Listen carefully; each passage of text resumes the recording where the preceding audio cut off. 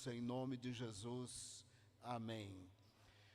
A nossa fé tem evidências, a nossa fé tem propósito e a nossa fé tem poder. Quando nós falamos do Deus da Bíblia, nós estamos falando de um ser muito poderoso. Nós não podemos vê-lo e nem mesmo tocá-lo.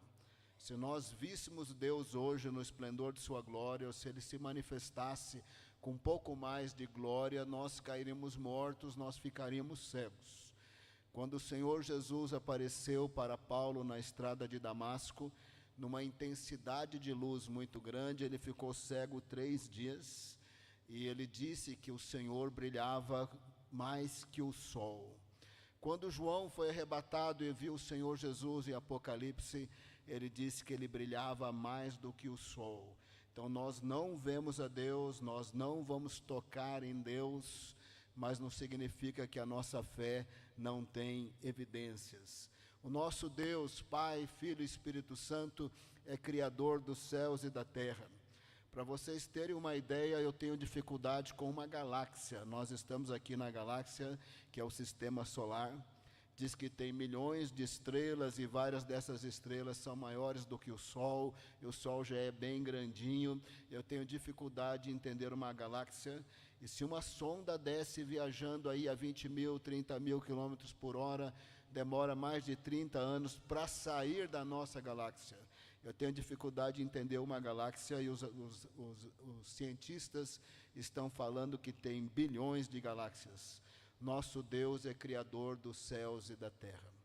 Nós não podemos tocá-lo, mas Paulo, pregando em Atenas para os atenienses que criam todas aquelas divindades da mitologia grega, Zeus, Afrodite, por aí afora, ele pregando lá em Atos 17, ele disse: Deus não está longe de nós. Era como se nós pudéssemos tocá-lo. Era como se nós, tateando, iríamos tocá-lo. Mas nós não podemos tocá-lo, porque o que nós estamos vendo aqui foi criado por Ele. Ele não é a criação, Ele é o Criador. E Jesus, falando do Pai, evidentemente refere-se ao Filho, ao Espírito Santo. Ele disse: Deus é Espírito. E importa que aqueles que o adoram, o adorem em espírito e em verdade. Mas ele não é espírito qualquer. Você sabe, os anjos são espírito. Está escrito na Bíblia, em Hebreus está escrito que eles são espíritos, capítulo 1 de Hebreus, espíritos ministradores a serviço daqueles que vão herdar a salvação. Os anjos são espíritos. Os demônios, que são anjos caídos, são espíritos malignos. E quando Deus soprou fôlego de vida em Adão, ele recebeu um espírito também.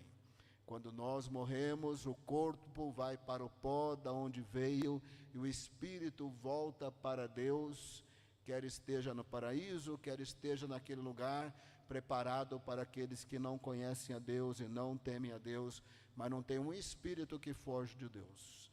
Ele é o Criador de todas as coisas e de todos os espíritos. Ele é o Senhor, Ele é o Rei, Ele é o Juiz. E nós não temos como conhecê-lo se não fosse por revelação. Então o Senhor se revelou e nós temos as evidências da revelação. Logo ali em Gênesis 3,15, nós não vamos ler, foi profetizado que Jesus era a semente da mulher, que ia ser ferido no calcanhar. Fica bem claro no hebraico, também no português, que viria um homem, um descendente da mulher, mas chamado semente da mulher. Ele ia ser ferido no calcanhar, por sua vez ele ia ferir a cabeça da serpente, mas no hebraico também a palavra se refere a esmagar, ou seja, esmagar a cabeça da serpente, liquidando de vez a serpente. Ali já estava sendo profetizado o nascimento virginal de Jesus. As mulheres não têm sementes, as mulheres têm óvulos. Quem tem sêmen são os homens. Falando que Jesus é a semente da mulher, é um jeito de dizer que ele ia se tornar homem, esse ser da Trindade ia se tornar homem sem pai terreno. Ia ser uma concepção milagrosa do Espírito Santo. Esse ser da Trindade ia se tornar homem sem pecado, para que fosse o Cordeiro de Deus que tira o pecado do mundo. A nossa fé tem evidências da revelação histórica de Deus. Quando chegamos em Gênesis 12, Deus fala para Abraão, entre várias bênçãos, em ti serão benditos todos os povos da terra. Passaram-se 4.000 anos de Abraão até nós. A nossa fé tem evidências. A gente pode olhar para a história e falar, Deus cumpriu ou não cumpriu? Claro que Deus cumpriu. Tem 2 bênçãos que nós recebemos da descendência de Abraão, e somos abençoados em Abraão através de sua descendência. Tem várias bênçãos, mas tem 2 principais.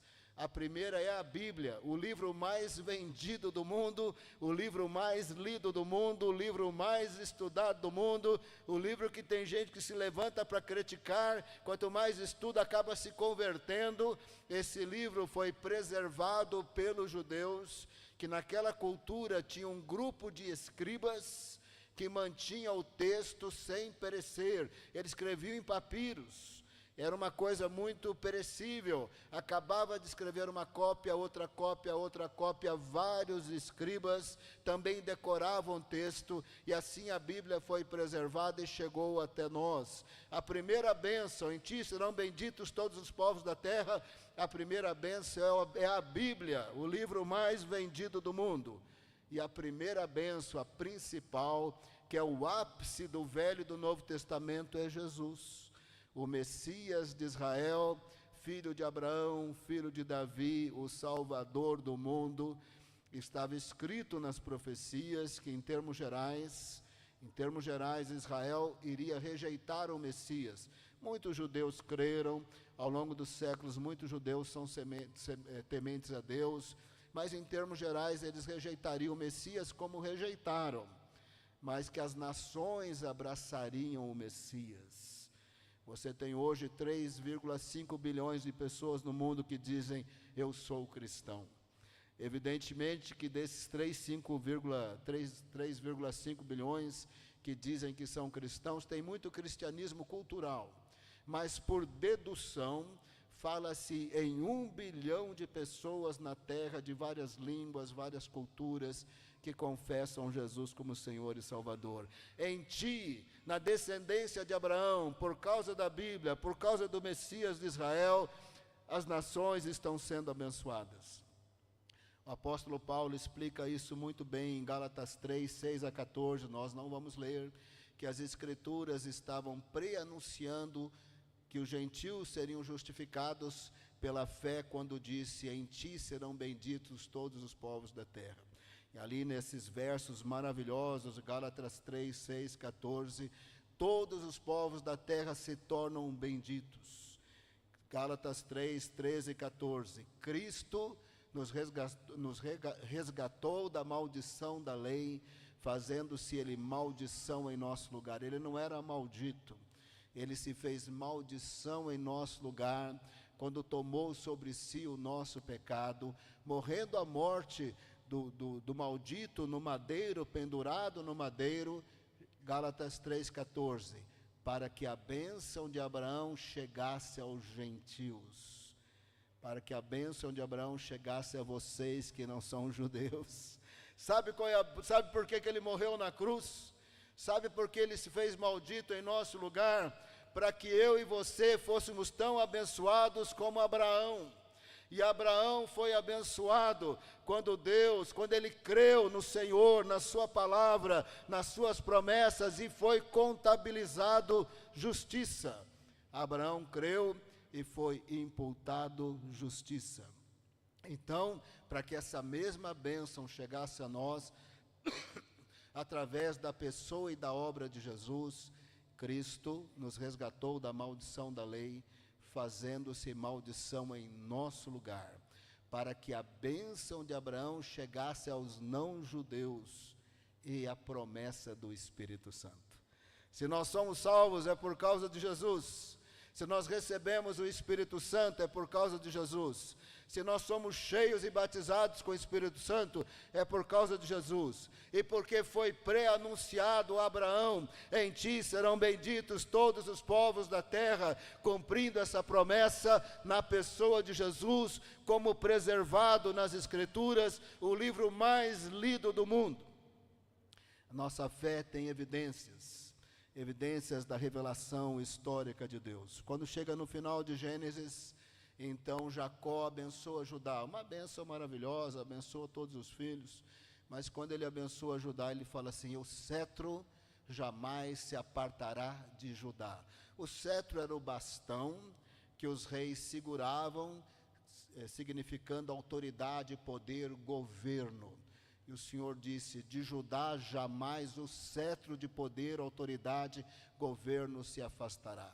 Jesus é da tribo de Judá, da família de Davi, herdeiro do trono de Davi, Rei dos reis, Senhor dos senhores, e na pessoa de Jesus, o cetro de poder jamais se afasta da tribo de Judá, como profetizado. A nossa fé tem evidências, Deus fala e Deus cumpre. Miqueias, não vou citar a Bíblia inteira, tá? Porque nem eu tenho a Bíblia inteira aqui para citar, apesar que eu lembro de muitas coisas, fica tranquilo, vai acabar o culto na hora certa. Miqueias 5:2 foi profetizado que ele nasceria em Belém da Judeia.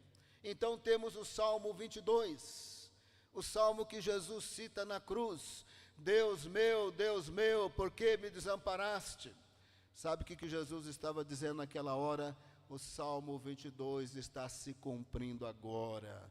O Pai precisou enviar e permitir que o Filho sofresse a paixão de Cristo e morresse naquela cruz, para que houvesse salvação para o mundo todo. Ele foi desamparado nesse sentido de vontade necessária de Deus para cumprir a sua justiça e o seu amor através da morte do Senhor Jesus. Mas ali no Salmo 22 também está profetizado que os touros de Bazã, os cães selvagens, iam zombar dele, passando na frente dele, balançando a cabeça e dizendo: salvou os outros, salva a si mesmo. Ó, os touros de Bazã, na linguagem figurada, na hora da crucificação, eram aqueles judeus zombadores e aqueles soldados romanos zombadores que passavam a pé da cruz e diziam: salvou os outros, salva a si mesmo.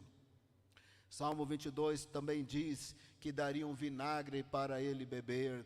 Salmo 22 também diz que sorteariam a sua roupa. Salmo 22 também diz que ele estaria esgotado fisicamente e emocionalmente. É só ler o Salmo, prestando atenção quando o Salmo se torna profético da crucificação, e você vai ver, Jesus disse no Getsêmani: a minha alma está triste até a morte. Ele disse isso, que estava chegando a hora e que a alma dele estava triste até a morte, uma tristeza profunda, esgotamento emocional. Ele também teve esgotamento físico, porque ele não dormiu à noite, ele foi agredido a noite toda. Não vamos entrar nos detalhes da agressão para não gastar tanto tempo assim. Ele foi agredido a noite toda. No outro dia ele não conseguia carregar a cruz, e ali na cruz ele também perdeu sangue. Não dormiu, foi num certo sentido espancado, passou pelo açoite do Império Romano, não conseguia nem carregar a cruz, e na cruz perdeu sangue. Ele estava esgotado fisicamente, emocionalmente. Está no Salmo 22. Isaías 53 diz que agradou o Senhor enfermá-lo, ou moê-lo, ou esmagá-lo, fazendo dele uma oferta pelo nosso pecado. Agradou o Senhor colocar sobre ele a iniquidade de nós todos. Agradou o Senhor que ele fosse transpassado, perfurado, crucificado pelas nossas transgressões e moído pelas nossas iniquidades. O castigo que nos traz a paz estava sobre ele. A nossa fé tem as evidências, tem evidência das Escrituras. Deus falou e Deus cumpriu, e Deus continua cumprindo. Fora a palavra de Deus revelada de maneira muito clara, tem os simbolismos de Jesus. Jesus foi simbolizado pela Páscoa judaica. Assim como o cordeiro foi morto, o sangue aspergido no umbral das portas, quando Jesus morreu pelos nossos pecados, e pelo seu sangue também somos poupados e temos vida eterna. A Páscoa judaica simboliza Jesus. Jesus também foi simbolizado pelo maná. João 6, eles queriam que Jesus continuasse fazendo o milagre do pão. Jesus disse: vocês estão me procurando porque comeram e se fartaram. O Senhor Jesus estava dizendo: não vou mais multiplicar pão, é isso que ele estava dizendo. E eles insistiram: mas Moisés nos deu o maná, e o maná durou 40 anos. Eles estavam tentando induzir Jesus a continuar multiplicando o pão sem parar. Aí Jesus disse: quem deu o maná não foi Moisés, foi meu Pai. E o Pai enviou o Filho, o pão da vida, o pão vivo que desceu do céu, para que nós tivéssemos através dele a vida eterna. Ele foi simbolizado pela Páscoa judaica, ele foi simbolizado pelo maná, ele foi simbolizado pela pedra que saiu água. Ele é a pedra principal, a pedra angular. Sem ele ninguém é salvo, e aquela água simboliza que ele é a água da vida. Ele foi simbolizado pela nuvem, pela coluna de fogo. Eles tinham a presença constante de Deus, e quem recebe Jesus tem o Senhor constantemente com ele. Eu estarei sempre convosco. Ele foi simbolizado por Melquisedeque. Melquisedeque ele era sacerdote e ele era rei. Posteriormente, em Israel, o sacerdote tinha que ser da tribo de Levi, da família de Arão, não podia ser rei. O rei tinha que ser da tribo de Judá, da família de Davi, não podia ser sacerdote. Quem tentou embrulhar os papéis se danou, teve julgamento severo de Deus sobre essas pessoas, não podia. Mas Zacarias profetizou que quando o Messias viesse, ele ia ser simultaneamente rei e sacerdote. Ele é o rei da tribo de Judá, da descendência de Davi, e ele é o sacerdote que aproxima o Deus Santo dos pecadores pelo sacrifício de si mesmo, lavados pelo sangue dele. Ele não é sacerdote da tribo de Levi, ele é sacerdote segundo a ordem de Melquisedeque. Ele não é da tribo de Levi, porque da tribo de Levi era o sacerdócio simbólico. Arão não resolvia, ele só simbolizava. Os sacrifícios de animais não resolviam, só simbolizavam. Agora o sacerdócio de Jesus resolve. Ele é o caminho, a verdade, a vida. Ninguém vem ao Pai senão por mim. Ele é o sacerdote que resolve, do sacrifício que resolve, porque é o sacrifício de si mesmo, do santo homem, do santo Deus, do eterno, do Criador, que tomou o nosso lugar ali na cruz. Ele foi simbolizado por Melquisedeque, ele foi simbolizado por Arão, ele foi simbolizado pelo sacerdote no dia nacional da expiação, quando ele entrava no Santo dos Santos 2 vezes. Primeira vez, Levíticos 16, não vamos entrar nos detalhes. Ele sacrificava um sacrifício, segundo as orientações. Ele coletava o sangue, abria a cortina do Santo dos Santos, aspergia sobre a tampa da arca, na frente da arca, significando expiação. Os pecados estavam cobertos, Deus não via mais, porque o inocente animal havia morrido pelo pecador. Os pecados estavam propiciados. Deus não estava mais irado, a ira de Deus havia sido aplacada, porque o inocente animal havia morrido. Só o sumo sacerdote entrava no tabernáculo naquele dia, simbolizando que só uma pessoa ia resolver. E a pessoa que resolveu, através do sacrifício de si mesmo, é Jesus, tendo ele morrido pelos nossos pecados no Santo dos Santos, que é o próprio Deus na Trindade. Ali na Trindade, pelo seu sangue, ele nos declara justos. Assim, ele foi simbolizado também pelo sumo sacerdote. Tendo a nossa fé, tem as evidências das palavras proféticas, evidências das Escrituras, evidências do simbolismo. Ele também foi simbolizado pela serpente no deserto. Deus disse para Moisés: pega uma haste, um poste, amarra uma serpente de bronze, quem olhar para a serpente receberá vida, não morrerá pela praga das serpentes, não morrerá pelo veneno das serpentes. Conversando ali com Nicodemos, João 3, Jesus disse: assim como Moisés levantou a serpente no deserto, é necessário que o Filho do Homem seja levantado, para que todo aquele que nele crê não pereça, mas tenha vida eterna. Ele foi levantado naquela cruz em nosso lugar para que nós tivéssemos vida eterna. A nossa fé, ela tem as evidências da palavra revelada de Deus e preservada. Nós não podemos tocar em Deus, mas nós o conhecemos por revelação. Ele pode nos tocar nos curando, pode nos tocar batizando com o Espírito Santo, mas a gente não consegue tocá-lo, mas nós podemos conhecê-lo pela palavra revelada e preservada, e a nossa fé tem evidências. Estando Jesus aqui entre nós, os discípulos e os judeus em geral não conseguiam perceber que Jesus viria uma vez e uma segunda vez. Na primeira vez, se humilhando no tempo e no espaço para morrer por nós ali na cruz. Na segunda vez, em poder e glória para implantar o reino de Deus na sua plenitude. Eles conseguiam imaginar o Messias como alguém que seria rei, como o rei Davi. Então eles não conseguiam perceber, nem mesmo os discípulos. Se você ler a Bíblia prestando atenção, logo ali em João 1, estão ali André, João, Pedro, Natanael, de alguma forma eles estão reconhecendo que ele é o Messias. Nós encontramos aquele que nós esperávamos. Nós encontramos o profeta prometido à semelhança de Moisés. Mas ainda assim eles pensavam que ele seria como um rei Davi, sem entender a cruz. Aí o Senhor Jesus passou a falar: eu vou para Jerusalém, lá eu vou ser condenado à morte, eu vou ser zombado, eu vou ser açoitado, eu vou ser morto, mas no terceiro dia eu ressuscito. Olha, a primeira vez que ele falou, Pedro falou: longe do Senhor, isso não vai acontecer. E Jesus falou: afasta de mim, Satanás. Essa ideia aí vem das trevas, essa ideia de que o Messias não vai morrer vem das trevas.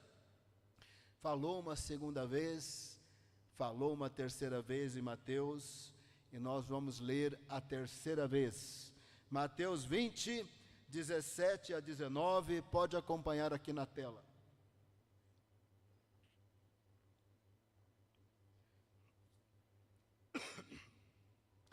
Estando Jesus para subir a Jerusalém, chamou os 12 discípulos para um lado e no caminho lhes disse: eis que subimos para Jerusalém, e o Filho do Homem será entregue aos principais sacerdotes e aos escribas. Eles vão condená-lo à morte, entregá-lo aos gentios, Pilatos, Herodes, soldados romanos, para ser zombado, açoitado, crucificado, mas ao terceiro dia ressuscitará. Então ele estava dizendo: olha, o que está escrito vai acontecer, o que está escrito vai acontecer, o que está escrito vai acontecer, mas ele estava com dificuldade de entender.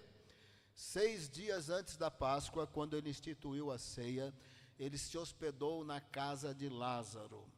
Nós entendemos que Jesus entra em Jerusalém montado num burrinho, e eles estão falando: hosana, hosana, bendito que vem em nome do Senhor, entendendo que ele seria um Messias, a semelhança de Davi, não seria o Messias que em poucos dias ia morrer na cruz. Já do jeito que eles entendiam, eles estavam recebendo Jesus, mas com o entendimento errado. João nos mostra que nesses últimos dias de Jesus, ele passava o dia no templo curando, expulsando demônios, e à noite ele ia para o Monte das Oliveiras, não muito longe ali de Betânia. Fica implícito que a casa de Lázaro dava apoio logístico e eles dormiam no Getsêmani. 6 dias antes ele se hospeda na casa de Lázaro para este apoio logístico, mas eles dormiam no Getsêmani. Está escrito em João 12 que faltava 6 dias para a Páscoa. Também está escrito em João 12 que nesse período que estava muito próximo dele ser preso, numa certa ocasião, Maria, irmã de Marta e ambas irmãs de Lázaro, joga perfume muito caro nos pés de Jesus e seca os pés de Jesus com os cabelos dela. Quando nós lemos em português, a gente não percebe muito, nós pensamos que Jesus estava sentado à mesa, como uma mesa dessa aqui, ou que nem o quadro de Leonardo da Vinci, que tem uma mesa e Jesus e os 12 apóstolos para o lado de lá. No quadro de Leonardo da Vinci, ninguém sentava do lado de cada mesa, todos sentavam para o lado de lá. Mas essas mesas não eram o costume. Quando você ler no grego, quando Jesus está na casa dos fariseus, dessas pessoas mais ricas, eles comiam reclinados em divãs. Eles não comiam arroz, feijão e farofa, porque ia ser uma confusão comer arroz, feijão e farofa inclinado, mas eles comiam comida desidratada. Então ele estava inclinado no divã e possivelmente os pés já estavam para fora, quando Maria vai, ajoelha, joga o perfume e seca os pés de Jesus com seus cabelos. Judas fala, perfume muito caro, podia vender, dar o dinheiro para os pobres, pôr o dinheiro aqui no caixa, porque ele gostava de roubar. E Jesus disse assim, ela está preparando o meu corpo para o meu funeral. Foi chegando o momento, ele foi falando claro. Na ceia ele também falou claro, né? Este é o meu corpo que é partido por vocês, esse é o cálice, a nova aliança no meu sangue. Ali também na última ceia, ele fala claramente, por fim, segundo a simbologia do Velho Testamento e segundo as profecias do Velho Testamento, ele morreu do lado de 2 salteadores, como está em Isaías 53, morreu, foi sepultado no túmulo de uma pessoa rica, como está também em Isaías. Ele morreu pelos nossos pecados e ele foi sepultado. E ali era o final da sexta-feira, ia começar o sábado. Enterraram ele meio rápido. Enterrava assim, enrolava o corpo num lençol e do pescoço para cima tinha outro pano. Enrolaram rapidinho, botaram no túmulo de José de Arimateia. As mulheres perceberam que não havia sido enterrado segundo o costume. Elas pensaram assim, domingo de manhã nós vamos lá, vamos desenrolar esses lençóis, vamos botar as ervas aromáticas, vamos sepultar Jesus direitinho. Quando elas chegaram domingo de manhã, a pedra pesada, talvez 2 toneladas, não estava mais no lugar. Tinha 2 anjos dizendo, ele está vivo, ele não está mais aqui. Como eles não haviam entendido direito, eles ainda estavam para compreender as coisas, deu uma desequilibrada em Maria Madalena. As mulheres ficaram arrasadas, os anjos falaram, olha, fala para os discípulos, vai ter um encontro muito especial na Galileia. Teve encontros na Judeia, mas ia ter um encontro muito especial na Galileia, registrado em Mateus 28.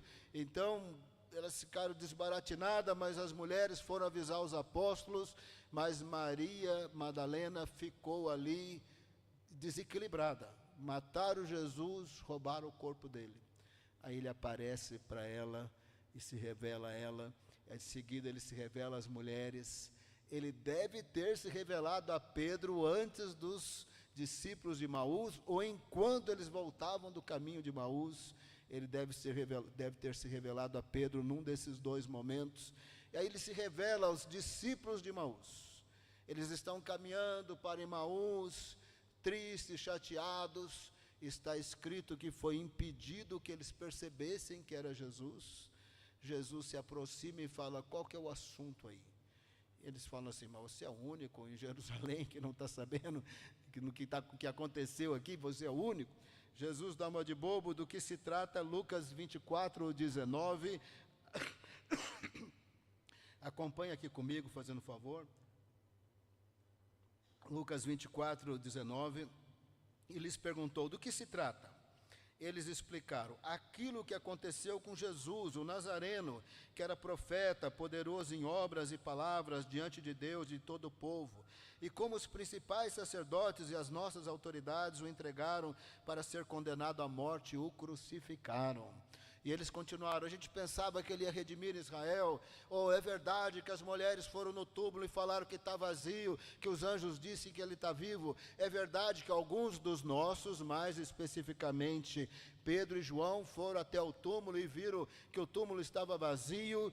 Aí Jesus fala com eles no verso 25. Como vocês são insensatos, Lucas 24, 25, como vocês são insensatos e demoram para crer em tudo que os profetas disseram. Tudo que os profetas disseram são as evidências de nossa fé. A gente não pode tocar no Deus invisível. Ele pode nos tocar, mas nós não podemos tocá-lo. Ele não é a matéria que ele criou. Ele é Espírito, Criador dos céus e da terra, mas pela palavra revelada, preservada, nós temos as evidências.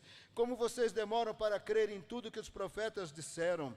Verso 26, não é verdade que o Cristo tinha de sofrer e entrar na sua glória? E começando por Moisés, verso 27, e todos os profetas, explicou-lhes o que constava a respeito dele em todas as Escrituras.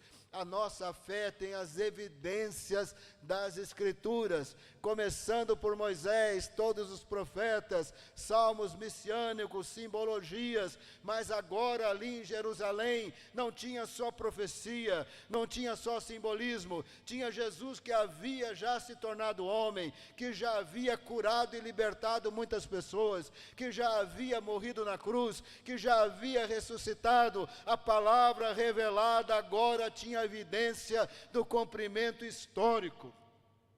Chegaram então em Emaús, Jesus deu a entender que ia continuar a caminhada, ele falou, não, fica aqui, ele ficou. A partir desse momento, acontece que nem o livro de Gênesis. O anjo do Senhor, que é Jesus, antes de se tornar homem, com 2 outros anjos lá em Gênesis, se materializam, parece filme de Hollywood, né? Se materializam, se tornam homens e comem com Abraão e depois some com comida e tudo. É o melhor jeito de emagrecer é isso, você come e depois desaparece, depois você volta sem comida. Só que eu não consegui fazer isso até hoje, mas essa é a melhor maneira.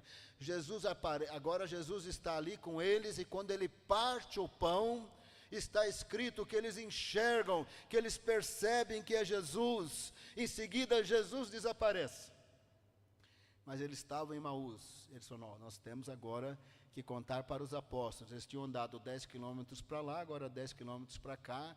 Ou Jesus tinha aparecido para Pedro antes, ou apareceu para Pedro nesse interim, tem uma aparição para Pedro, e eles querem falar para os apóstolos, olha, ele está vivo, é verdade, o que as mulheres falaram é verdade, ele está vivo, ele apareceu para nós, ele comeu conosco e zum, desapareceu. Lucas 24, 34, os apóstolos dizem assim, os quais diziam, de fato o Senhor ressuscitou e já apareceu para Simão. Você observa que eles não creram quando as mulheres falaram. Quando teve uma aparição para Pedro, e Pedro falou com os demais, eles creram. Quando os discípulos do caminho de Emaús chegaram e falaram, ele está vivo, eles falaram, sim, ele ressuscitou, ele já apareceu para Pedro. Mas é claro que quando Jesus aparece dando bronca na incredulidade deles, porque quando as mulheres falaram, eles não creram, porque eles também não tinham crido no ensino dele. Ele tinha falado, eu vou morrer e ressuscitar no 3º dia. Então não tinham crido nem em Jesus e nem nas mulheres. Mas aí quando Pedro falou, não é verdade, gente, essas mulheres têm razão. Mais uma vez as mulheres venceram, ele está vivo. Aí Jesus aparece para eles, verso 38. Por que vocês estão assustados? Bom, eu assustaria também. E por que surgem dúvidas no coração de vocês? Verso 39. Vejo as minhas mãos e os meus pés, que sou eu mesmo. Toquem em mim, vejam o que é verdade, porque um espírito não tem carne nem ossos, como vocês estão vendo o que eu tenho. Verso 40. Dizendo isto, mostrou-lhes as mãos e os pés, e por não acreditarem eles ainda por causa da alegria, porque estavam admirados, Jesus lhes disse, vocês têm aqui alguma coisa para comer? Porque, em outras palavras, espírito não come, né? E 42, então lhe apresentaram um pedaço de peixe assado, ele comeu na presença deles. A partir desse momento, um tal de aparece, come, desaparece, come, desaparece. Ele aparece lá na Galileia, faz um churrasquinho de peixe, come e desaparece. Jesus pode fazer isso a qualquer momento, a qualquer hora, quando ele quiser, do jeito que ele quiser. No Monte da Transfiguração foi o contrário. O corpo dele foi glorificado em corpo celestial. Ele fez o contrário. Jesus pode fazer tudo isso aí. Bom, verso 44. A seguir, Jesus lhes disse, essas são as palavras que eu lhes falei, estando ainda com vocês. era necessário que se cumprisse tudo o que está escrito a respeito de mim na lei de Moisés, nos profetas e nos salmos. Aqui está as evidências da nossa fé.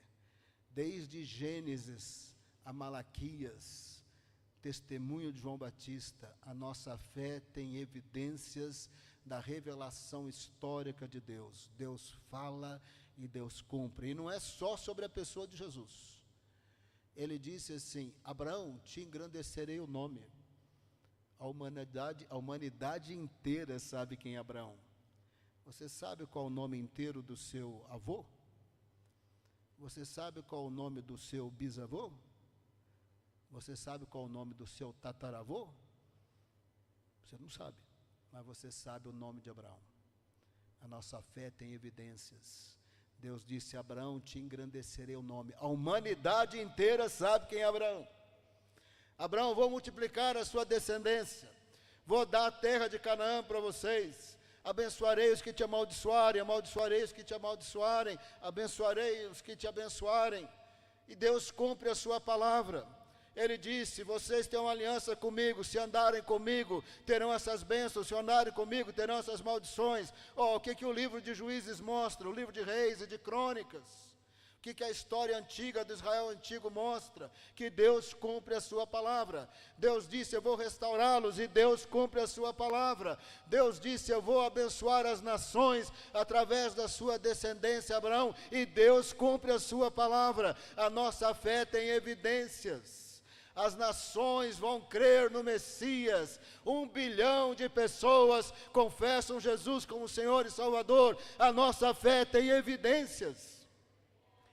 E agora, Jesus está mostrando para eles que não tinham entendido nem os símbolos e nem as profecias, começando então por Moisés, profetas e salmos. O verso 45 diz que Jesus abre o entendimento, porque, gente, para conhecer Bíblia, querendo ou não, gente, é coisa do Espírito Santo. Deus tem que falar, Deus tem que mostrar, Deus tem que revelar. A letra mata mais o Espírito da vida, e é o Espírito Santo de Deus que dá vida. Verso 46. Assim está escrito, Lucas 24, 46. Assim está escrito que o Cristo tinha que sofrer, escrito nas Escrituras, a evidência da nossa fé, ressuscitar dentre os mortos no terceiro dia. 47, nossa fé tem evidências, nossa fé tem propósito, e nossa fé tem poder. As evidências, propósito e poder têm base nas Escrituras. Olha aqui o propósito: e que em seu nome, falar em nome de Jesus, refere-se à pessoa e à obra de Jesus. Que em seu nome se pregasse arrependimento para remissão de pecados a todas as nações, começando em Jerusalém. Esse é o propósito de nossa fé. Nós conhecemos Deus que cumpriu a sua palavra para que nós, os salvos, pregássemos arrependimento para remissão de pecados a todas as nações.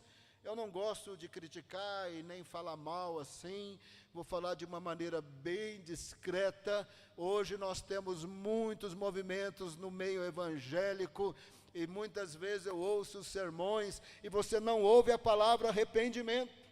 Você não ouve a palavra pecado. Jesus morreu naquela cruz pelos nossos pecados. Só vamos ter acesso ao Pai se perdoados dos pecados pelo sacrifício de Jesus, se lavados pelo sangue de Jesus. Não dá para pregar o Evangelho sem cruz. Não dá para pregar o Evangelho sem a paixão de Cristo, o sacrifício de Jesus, segundo a simbologia, segundo a palavra de Deus. Não dá para viver o Evangelho sem a cruz de Cristo. E não dá para ter comunhão com Deus sem uma vida de arrependimento de pecados. Não quer dizer que nós vivemos na rebeldia do pecado ou da prática do pecado horroroso, mas nós temos pecado em nós. João disse: se dissermos que não temos pecado, mentimos e enganamos a nós mesmos. Mas se confessarmos os nossos pecados, Ele é fiel e justo para nos perdoar os pecados e nos purificar de toda injustiça. Sabe qual é o nosso pecado, irmão? Quem aqui ama perfeitamente? Eu não amo. Eu oro diariamente pedindo a Deus, que eu quero amar a Deus sobre todas as coisas. Mas lá no meu coração eu fico pensando, será que eu estou amando Deus mesmo? Eu oro todos os dias, Senhor, eu quero amar o próximo como a mim mesmo. E tem hora que eu pergunto para mim mesmo, será que eu estou amando o próximo como a mim mesmo? Será que eu estou? Quando a gente não ama perfeitamente, é pecado. Quando a gente não crê plenamente, é pecado. Incredulidade é pecado. Não tem evangelho sem arrependimento de pecado. Para que em seu nome, por causa da pessoa e da obra de Jesus, como profetizado, como simbolizado, se pregasse arrependimento para perdão de pecados para todas as nações. Não podemos nos envergonhar de Jesus, nem do Evangelho, nem da cruz de Cristo. Se por aí afora estão pregando sermão sem a cruz de Cristo, se por aí afora estão pregando sermão sem arrependimento, é problema deles. Nós não somos juízes deles, mas nós não podemos abaixar o nível, nós temos que pregar a partir das Escrituras. Jesus ensinou a partir das Escrituras, Deus abriu os olhos deles, de Moisés, profetas, salmos messiânicos, através das Escrituras, para que eles pudessem compreender. A nossa fé tem evidências baseadas nas Escrituras, tem propósito, para que em seu nome se pregasse arrependimento para perdão de pecados a todas as nações. E este é o propósito, desde o Velho Testamento ao Novo Testamento, é salvar pessoas de todas as nações. A gente sabe de cor e salteado João 3,16, mas a gente mais ou menos ignora o 17, Deus enviou o seu Filho ao mundo, não para condená-lo, mas para que o mundo fosse salvo por ele. Mas só vai ser salvo através do Filho. Deus enviou o seu Filho ao mundo, não para condená-lo, mas para salvá-lo. Mas o mundo tem que conhecer o Filho. Onde quer que nós estivermos, temos que falar da pessoa e da obra de Jesus. Onde quer que nós pudermos, temos que orar pelas pessoas. Onde quer que nós pudermos, temos que falar claramente das Escrituras e não ter vergonha de pregar a Bíblia, e não ter vergonha de pregar o Evangelho, e não ter vergonha de falar da pessoa e da obra de Jesus, e não ter vergonha de anunciar o Evangelho. Não adianta pregar sermão bonito, autoajuda, não tem arrependimento de pecado, não tem mudança de vida, não tem fome pelo Espírito Santo de Deus, não tem fome de ser batizado com o Espírito Santo. É muito importante nós andarmos no Senhor. Eu disse que a nossa fé tem evidências a partir das Escrituras, tem propósito para que em seu nome se pregasse arrependimento para perdão de pecados, segundo as Escrituras, e a nossa fé tem poder, segundo as Escrituras. Lucas 24, 49. Eis que envio sobre vocês a promessa de meu Pai. Permaneçam, pois, na cidade de Jerusalém, até que vocês sejam revestidos de poder que vem do alto. Eu costumo dizer assim, que antes do primeiro livro de teologia ser escrito, teologia cristã, antes dos pais da igreja no segundo século começar a rascunhar os escritos deles, antes de Agostinho no quarto século, antes dos reformadores, no século XVI, Lucas escreveu Lucas e Atos. Promessa do Pai em Lucas é igual revestimento de poder. Promessa do Pai, revestimento de poder, é igual Atos 1:5, batismo com o Espírito Santo. Promessa do Pai, revestimento de poder, batismo com o Espírito, são as mesmas expressões. É a mesma coisa que Atos 1:8. E recebereis poder ao descer sobre vocês o Espírito Santo, e sereis as minhas testemunhas. E recebereis poder ao descer sobre vocês o Espírito Santo, e serei as minhas testemunhas, de Jerusalém até os confins da terra. É a mesma coisa, promessa do Pai, revestimento de poder, batismo com o Espírito, e recebereis poder. É a mesma coisa que o capítulo 2, e foram cheios do Espírito. E é a mesma coisa, dom do Espírito, no capítulo 2. São expressões diferentes, mas estão dizendo a mesma coisa. Se alguém quiser falar plenitude do Espírito, que assim o seja. Se alguém quer falar Batismo com o Espírito, que assim o seja. Se alguém quiser falar revestimento de poder, são várias expressões usadas por Lucas, significa a mesma coisa. A nossa fé tem poder, segundo as Escrituras. Joel 2, 28, 29. Derramar, não é o único texto, hein? Aparece derramar do Espírito várias vezes em Ezequiel. Aparece em Isaías também, quando fala do deserto vai florescer, dependendo do contexto, está falando da vida abundante de Jesus, como Isaías 35. Então não é só Joel, mas Joel é o texto mais famoso. Derramarei do meu Espírito sobre toda a carne. Seus filhos e filhas profetizarão. Os idosos terão sonhos, os jovens terão visões. Até sobre os servos e servas derramarei do meu Espírito. Quer seja o poder, quer seja o propósito, e que em seu nome se pregasse arrependimento para perdão de pecados a todas as nações, quer seja as evidências da pessoa e da obra de Jesus, a nossa fé tem evidências. Deixa eu ler o verso 48, Lucas 24, 48, eu já estou terminando. Vocês são testemunhas destas coisas. Ali no primeiro século eles tinham só o Velho Testamento, mas agora eles eram testemunhas. Jesus disse para eles: vocês estão vendo aquilo que muitos queriam ter visto, porque eles viveram no momento que Jesus se tornou homem e desenvolveu o ministério. Então ele disse isso: vocês estão tendo o privilégio de ver o que muitos quiseram ter visto, que muitos por séculos esperaram. Vocês tiveram o privilégio, agora ele está dizendo: vocês são testemunhas. Eu mostrei na Bíblia o cumprimento, vocês têm o fato histórico da crucificação, todos os detalhes profetizados da crucificação, do sepultamento, da ressurreição, da ascensão, do derramar do Espírito Santo, e aí eles escreveram o Novo Testamento, ou os companheiros dele, todos eles judeus. Tem uma certa discussão acadêmica se Lucas era judeu ou não, mas é uma discussão acadêmica, não tem prova nenhuma de que ele não era judeu. Ali em Atos 6, os diáconos têm nomes gregos, Estevão, Filipe, Nicanor, tem nomes gregos, não são nomes judeus, mas eles eram judeus. Então não é por fato que ele chamava Lucas que ele não era judeu. Por tudo que nós sabemos, a Bíblia inteira foi escrita por homens de Deus, judeus, e é uma das formas de Deus nos abençoar. Irmão, depois de um passeio desse pela palavra, a igreja de Jesus deveria querer orar, né? Vamos ficar em pé. Primeira coisa, nós vamos fazer oração silenciosa. Você vai se colocar na presença de Deus, oração silenciosa. Nós estamos caminhando para tomar a ceia. Nós acabamos de perceber nas Escrituras que a nossa fé é uma fé que envolve arrependimento de pecados, e o apóstolo Paulo nos ensinou também a tomar a ceia de maneira digna.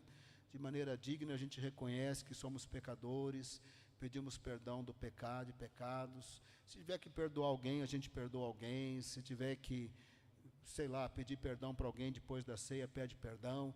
De cabeça baixa, olhos fechados, faça a sua oração de arrependimento de pecado, recebendo o perdão de Jesus.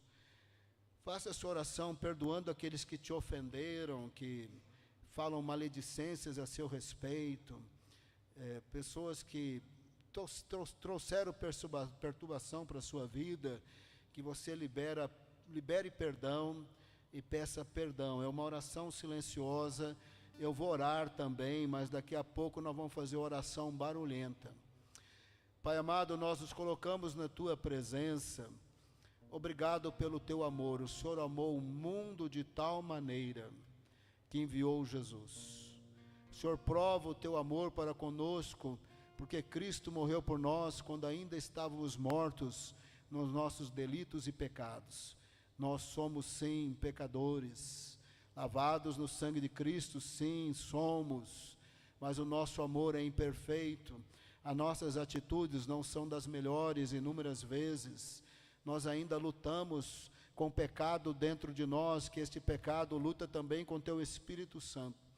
Pedimos perdão dos nossos pecados, das nossas incredulidades, de nosso amor imperfeito, Senhor, da nossa dificuldade de perdoar, abençoar e de orar por aqueles que nos aborrecem. Pedimos perdão, Senhor, dos nossos pecados e recebemos a purificação do sangue de Cristo para tomarmos a ceia do Senhor, pois ao sairmos dessa igreja, nós vamos sair com a alegria do Espírito Santo, nós vamos sair com a paz de Jesus dentro de nós, nós vamos sair com o Senhor conosco, porque é o teu sangue que nos purifica os pecados, e por isso nós vamos sair com alegria, nós vamos sair com fé, nós não vamos sair com perturbação espiritual, nós não vamos sair com opressão maligna, pelo contrário, nós repreendemos e mandamos embora toda a obra de Satanás contra a nossa vida, nossa família, nosso ministério, nosso trabalho, nosso carro, nossa empresa, mandamos embora em nome de Jesus. Consagramos tudo que temos ao Senhor, nossos filhos, nosso casamento, nossos netos, nora, genros, primos, cunhados, sogro, sogra, nós consagramos tudo ao Senhor, para a honra e glória do nome de Jesus, aleluia. A nossa fé, ela está prometida nas Escrituras, poder para sermos testemunhas de Jesus. Meu convite agora é para você fazer um clamor, para você ser cheio de poder, amém? Aleluia.